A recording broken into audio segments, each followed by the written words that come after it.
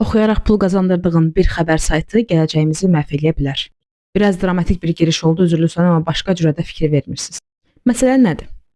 Məsələn, mənim xatırladığım bir neçə Facebook səhifələri var ki, illər əvvəl bunlar maraqlı məlumatlar deyib, oradan-buradan yığdıqları, tərcümə etdikləri məlumatları insanlarla bölüşüb, xeyli şəkildə like və şərh qazanırdılar. Bəzən bu faktların və bölüşdükləri məlumatların bir çoxu hətta yalan və uydurma da ola bilirdi. Amma bugün açıram xəbər saytlarının statistikalarını, görürəm ki, bu həmin o vaxtı Facebook səhifəsi kimi ağzına gələni paylaşan səhifələr olublar xəbər agentlikləri və yaxud da xəbər saytları. Və inanırsınız ki, milyonlarla insanlara baxır. Əlbəttə ki, onlar bu son 10 ildə həmçinin də jurnalistləri cəlb edib, redaktorlara pul verir, artıq bir xəbər saytı kimi də işləməyə başlayıb. Amma o 10 il əvvəlki insanların diqqətini cəlb etmək üçün yalan məlumatlar yayan strategiyalarından çox da fərqlənməyiblər. Çünki mənim gördüyüm qədərilə yazdıqları başlıqlarla, istifadə etdikləri şəkillərlə, hər hansı bir xəbəri o çevirib saldıqları forma ilə hələ də eyni düşüncədədirlər əslində. Ki, eybi yoxdur, qoy mən daha çox insana çatmaq üçün əlimdən nə gəlirsə onu edeyim. Amma jurnalistika belə bir sahə deyil. Jurnalistika sosial məsuliyyət sahəsidir. Yəni sən xalqla dövlət arasındakı köprü rolunu oynamalısan.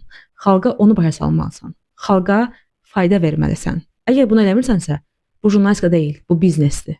Və indi gəlirəm videonun əvvəlinə ki, yəni əgər bizim xəbər oxuduğumuz, hər gün saytlarına kliklədiyimiz, Instagramda görəndə kontentlərinə like qoyduğumuz xəbər saytları bizə yalnız olaraq bir klik sayı kimi baxırsa və bu yolla, dolay yolla fayda vermədikləri halda cəmiyyətdən pul qazanırsa, deməli oturub 2 dəfə düşünməliyik. Biz doğrudan da bu xəbər saytlarına pul qazandırıb onların daha da, necə deyim, davamlı olmaqlarına kömək eləməliyik və onların dolay yolla cəmiyyətə verdikləri zərərə göz yummalıyıq. Yoxsa onların nəyi səhv elədiyini anlayıb öz içimizdə onları yaxşı bir şəkildə protest etməliyik.